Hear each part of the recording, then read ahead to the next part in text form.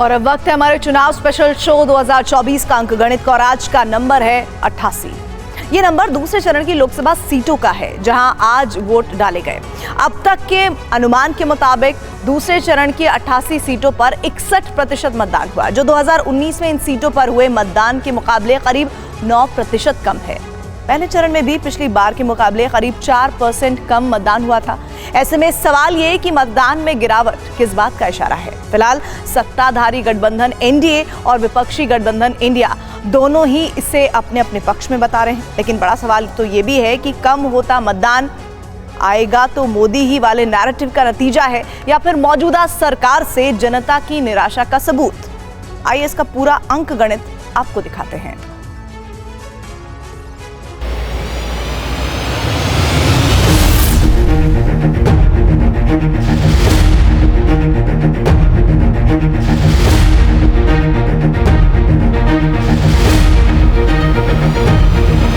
जो first round हुआ ना, पहले चरण में जो दल पस्त हो गए थे, अब आज दूसरे चरण में ध्वस्त हो जाएंगे।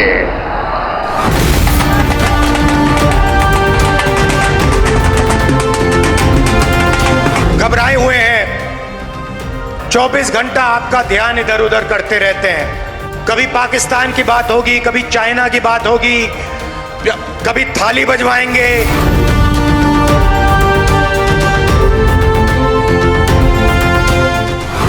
राहुल बाबा ने अपने घोषणा पत्र में किया है कि कांग्रेस की सरकार आएगी तो मुस्लिम पर्सनल लॉ लाएगी।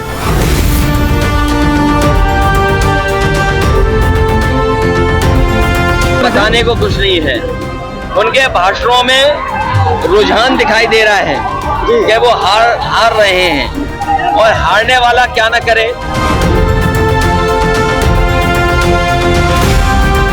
देश में एक ही गारंटी है जिसके ऊपर जनता की भरोसा है, वो मोदी की गारंटी है। आप जून 4 को देखिए, पूरे देश एक आवाज के साथ मोदी की गारंटी को समर्थन देंगे।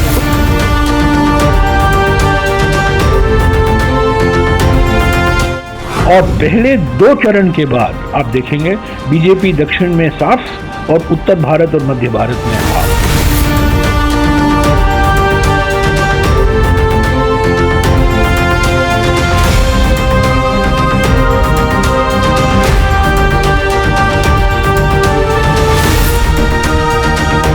दूसरे चरण के लोकसभा चुनाव में केरल की सभी 20, कर्नाटक की 14, राजस्थान की बाकी बची 13, उत्तर प्रदेश की 8, महाराष्ट्र की 8, मध्य प्रदेश की 6, असम की 5, बिहार की 5, पश्चिम बंगाल की 3, छत्तीसगढ़ की 3, जम्मू कश्मीर की 1, त्रिपुरा की 1 और मणिपुर की 1 सीट पर मतदान पूरा हो चुका है। दूसरे चरण में 13 राज्यों और केंद्र शासित प्रदेशों की 88 सीटों पर वोट डाले गए, यानी अब तक 2 चरण में 190 सीटों पर मतदान हो चुका है, जो 543 लोकसभा सीटों की 1/3 से ज्यादा है।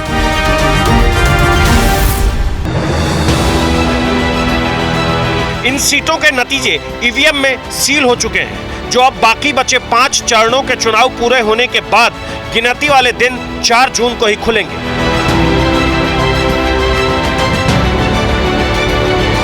दूसरे चरण के रण में बड़े बड़े दिग्गज चुनावी मैदान में थे। इनमें केरल की वायनाड सीट से कांग्रेस उम्मीदवार राहुल गांधी, उत्तर प्रदेश के मथुरा से बीजेपी उम्मीदवार हेमा मालिनी, मेरठ से बीजेपी उम्मीदवार रामायण सीरियल में राम का किरदार निभाने वाले अरुण गोविल, तिरुवनंतपुरम सीट से कांग्रेस के शशि थरूर और उनके खिलाफ बीजेपी से केंद्रीय मंत्री राजीव चंद्रशेखर, त्रिशूर से मलयाली स्टार और बीजेपी उम्मीदवार सुरेश गोपी, अलपुझा से कांग्रेस महासचिव केसी वेणुगोपाल, राजस्थान की कोटा सीट से लोकसभा अध्यक्ष ओम बिरला, जोधपुर से केंद्रीय मंत्री गजेंद्र सिंह शेखावत, राजस्थान के ही झालावाड़ से पूर्व मुख्यमंत्री वसुंधरा राजे के बेटे और बीजेपी उम्मीदवार दुष्यंत सिंह। जालौर से पूर्व मुख्यमंत्री अशोक गहलोत के बेटे और कांग्रेस उम्मीदवार वैभव गहलोत, कर्नाटक की मांड्या सीट से पूर्व मुख्यमंत्री और जेडीएस उम्मीदवार एचडी कुमारस्वामी, बेंगलुरु ग्रामीण से कांग्रेस उम्मीदवार डीके सुरेश, बेंगलुरु उत्तर से केंद्रीय मंत्री शोभा करंदलाजे और बेंगलुरु दक्षिण से बीजेपी युवा मोर्चा के अध्यक्ष तेजस्वी सूर्या जैसे नाम शामिल हैं। दूसरे चरण की 88 लोकसभा सीटों पर तमाम दिग्गजों समेत कुल 1210 उम्मीदवारों की किस्मत ईवीएम में कैद हो चुकी है। अब इनमें से भाग्यशाली 88 कौन और किस पार्टी के होंगे, इसका अंक गणित तो 4 जून को ही पता चलेगा, जब देश भर का जनादेश सामने आएगा। देश में एक तरफ दूसरे चरण का मतदान का जोर था तो दूसरी तरफ अगले चरण के प्रचार का शोर भी था। प्रधानमंत्री नरेंद्र मोदी ने पश्चिम बंगाल, बिहार और उत्तर प्रदेश में कुल 4 रैली और रोड शो किए तो राहुल गांधी ने कर्नाटक में 2 रैली की। इस दौरान जनता के वोट के लिए दोनों नेताओं की एक दूसरे पर सियासी चोट आपको दिखाएंगे। अभी आप दूसरे चरण के मतदान की तस्वीर देखिए।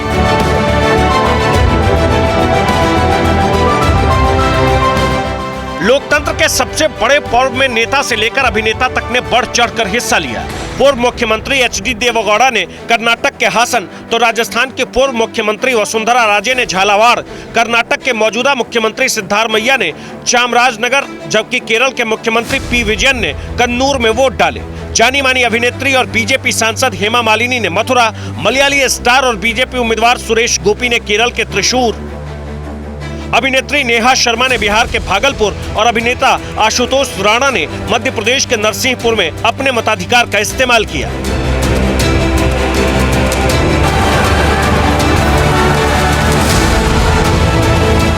जिस वक्त दूसरे चरण का मतदान चल रहा था, उसी वक्त प्रधानमंत्री नरेंद्र मोदी पश्चिम बंगाल के मालदा में शुक्रवार की पहली चुनावी रैली कर रहे थे। इस दौरान उन्होंने मतदान के रुझान और विपक्ष के अंजाम पर क्या दावा किया, उसे सुन लीजिए।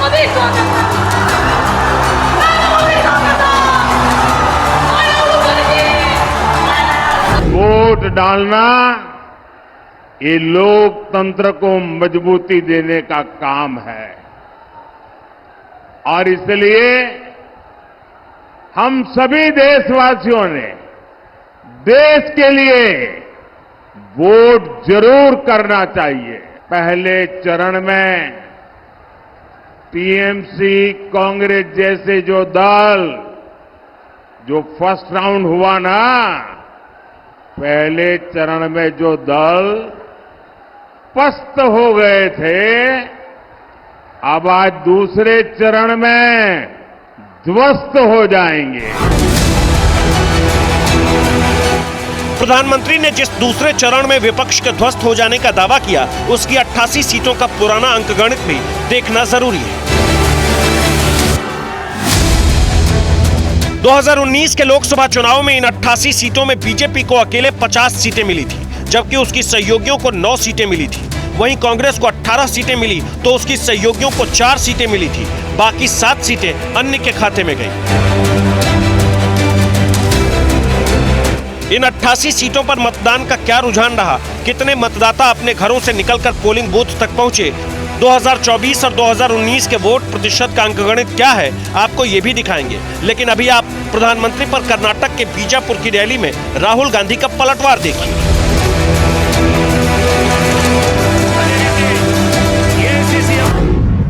आप प्रधानमंत्री के भाषण देखते हो, घबराए हुए हैं। शायद कुछ ही दिनों में स्टेज पे आंसू निकल आए। 24 घंटा आपका ध्यान इधर उधर करते रहते हैं। कभी पाकिस्तान की बात होगी, कभी चाइना की बात होगी, कभी थाली बजवाएंगे, कभी मोबाइल फोन की लाइट जलवाएंगे। नरेंद्र मोदी जी ने पिछले 10 साल सिर्फ गरीबों से पैसा छीना है, अरबपति बना दिए। 22 लोग हैं जिनके पास उतना ही धन है जितना 70 करोड़ हिंदुस्तानियों के पास है।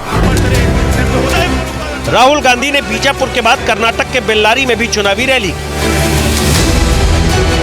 दक्षिण के इस राज्य में 2023 के विधानसभा चुनाव में कांग्रेस ने जोरदार वापसी की और अब लोकसभा चुनाव में भी उसका इरादा पिछली बार का अंकगणित बदलने पर है। 2019 के लोकसभा चुनाव में बीजेपी ने कर्नाटक की 28 सीटों में से अकेले 25 पर जीत दर्ज की, तो कांग्रेस और जेडीएस को एक-एक सीट मिली, जबकि एक सीट निर्दलीय के खाते में गई थी। I am telling you, we will cross 20 seats. That's all.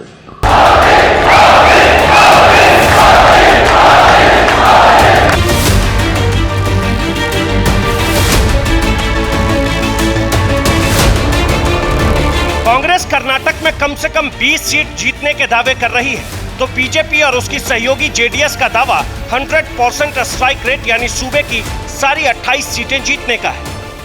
In the last two elections in Lok Sabha, Congress was unable to get the recognition by getting 55 seats.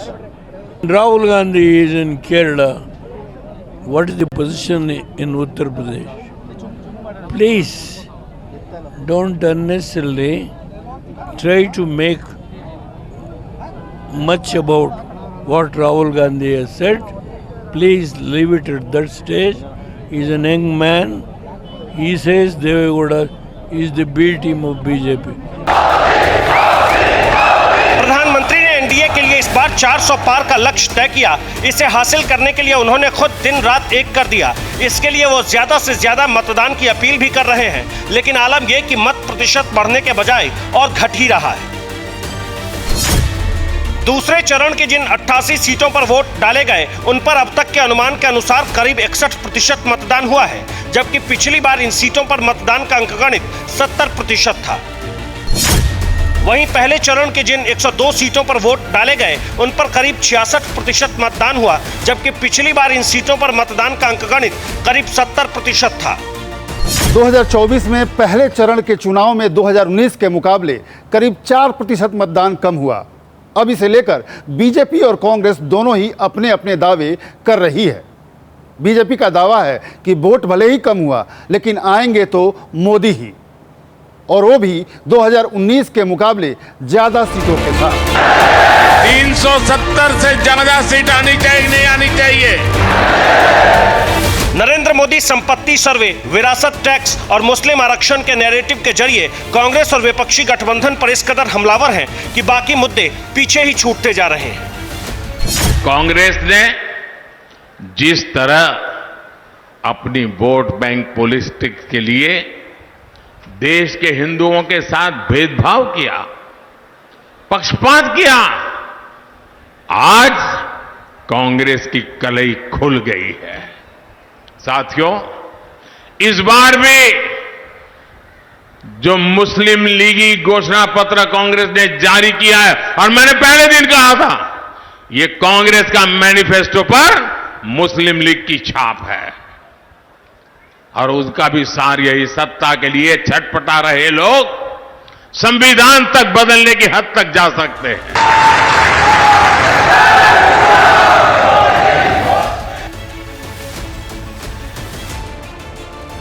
अपने अपने नैरेटिव और नारों के साथ बीजेपी और कांग्रेस एक दूसरे को गलत ठहराने में जुटी है। ये आम चुनाव नहीं है। पहले जैसे चुनाव होते थे वैसा चुनाव नहीं है, क्योंकि पहली बार हिंदुस्तान के इतिहास में एक पार्टी और एक व्यक्ति हिंदुस्तान के संविधान को और लोकतंत्र को खत्म करने की कोशिश कर रहे हैं। कांग्रेस का आरोप है कि बीजेपी ने बीते 10 साल में सिर्फ अमीरों का विकास किया, तो प्रधानमंत्री खुद को गरीबों का रहनुमा और सबका साथ सबका विकास की बात कर रहे हैं। इतना ही नहीं, बीजेपी ने गरीब और अमीर दोनों को एक साथ साधने का ऐसा दांव चला कि कांग्रेस नए चुनावी चक्रव्यूह में फंसती दिख रही है। कांग्रेस के शाहजादे ने कहा है कि देश भर में हर परिवार की उसकी कमाई का, उसकी मिल्कत का, उसकी प्रॉपर्टी का सर्वे करेंगे। साथियों, कांग्रेस कहती है कि वो किसानों के घर और जमीन के सर्वे कराएगी और आप पर विरासत टैक्स लगाएगी। इस पर कांग्रेस ने जवाबी हमले की नई श्रृंखला में क्या कहा, उसे सुनना भी जरूरी है। प्रधानमंत्री के पद की गरिमा, बड़ा अफसोस होता है ये कहते हुए कि इतने बड़े लोकतंत्र के प्रधानमंत्री ने अपने पद की मर्यादा को इतना गिरा दिया कि उसको फिर से संभालने में दशक लग जाएंगे। आसान नहीं होगा उस पद की मर्यादा को फिर से स्थापित करना। बीजेपी का कांग्रेस के घोषणा पत्र में मजहबी कानूनों की हिफाजत के दावे पर भी तीखे हमलों का सिलसिला लगातार जारी है। राहुल बाबा ने अपने घोषणा पत्र में किया है कि कांग्रेस की सरकार आएगी तो मुस्लिम पर्सनल लॉ लाएंगे, माइनॉरिटी के पर्सनल लॉ। भाई और बहनों, सरकार तो आनी नहीं है, मगर फिर भी मैं आपको पूछना चाहता हूं, ट्रिपल तलाक फिर से लाना चाहिए क्या? अरे जोर से बोलो, लाना चाहिए? शरिया कानून से देश चलना चाहिए? कांग्रेस पार्टी पर्सनल लॉ की बात कर पिछले दरवाजे से देश में शरिया कानून लाना का बात करते। लेकिन सवाल ये कि मतदाता के मन में क्या है, वोट देते वक्त उसके जहन में क्या है, क्योंकि 2019 के मुकाबले 24 में वोट प्रतिशत बढ़ने के बजाय घट रहा है। चुनाव और राजनीति के जानकारों के अनुसार इसकी वजह बढ़ती गर्मी, शादी का मौसम और मतदाताओं में उत्साह की कमी हो सकती है। ऐसे में सवाल यह कि घटता मत प्रतिशत किस बात का इशारा है? क्या यह सत्ता के कायम रहने की गारंटी है या फिर सत्ता में बदलाव की? इसे समझने के लिए आपको एक बेहद दिलचस्प अंकगणित दिखाते हैं। 1951-52 से 2019 के बीच देश में 17 लोकसभा चुनाव हुए। पहले लोकसभा चुनाव को छोड़कर 1957 से 2019 के बीच 16 चुनावों में 6 बार मत प्रतिशत घटा तो 10 बार बढ़ा। 10 बार जब मत प्रतिशत बढ़ा तब सत्ताधारी दल को 4 बार हार का मुंह देखना पड़ा तो 6 बार जीत हासिल हुई। वहीं जब 6 बार मत प्रतिशत गिरा तब सत्ताधारी दल को 4 बार हार का मुंह देखना पड़ा तो 2 बार जीत नसीब हुई। देश में लोकसभा के अब तक 2 चरणों के चुनाव हो चुके हैं। अब तक की 190 लोकसभा सीटों पर वोटिंग के बाद कांग्रेस बढ़त का दावा कर रही है। कांग्रेस ने साफ किया है कि रुझान उनके पक्ष में है।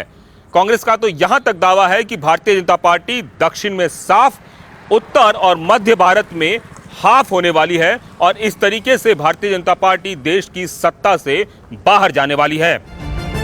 दावों का अंकगणित जुबानी है, लेकिन असली अंकगणित दीवार पर लिखी इबारत की तरह 40 दिन के अंदर देश और दुनिया के सामने होगा।